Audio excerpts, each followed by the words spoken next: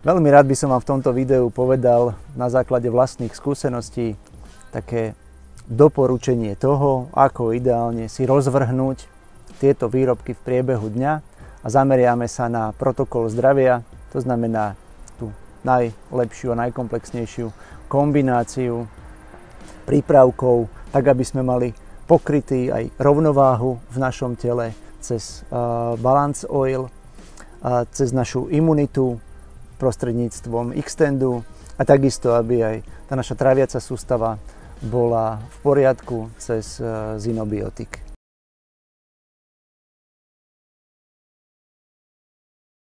Čiže máme tu tieto tri prípravky a ja som zvyknutý olej užívať tak nejakú hodinku, dve pred spánkom, pretože zmenil som to z ranného rituálu nejakého na večerný, veľmi dobre sa potom spí.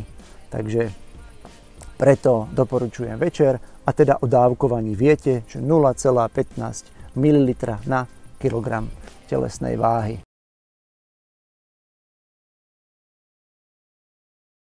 Deň začínam s Xtendom, kde teda ráno si dám dve tabletky spolu s raňajkami alebo tesne po raňajkách zapijem čistou vodou.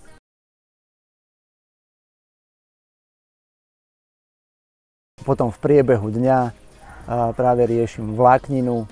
Buď je to teda na 10, alebo potom na olovrant, alebo, ako som vám možno minule spomínal, tak ju primiešavam ešte, alebo prisypem spolu do lean shakeu na v zásade večeru ako náhradu večere, čiže okolo nejakej 18. hodiny.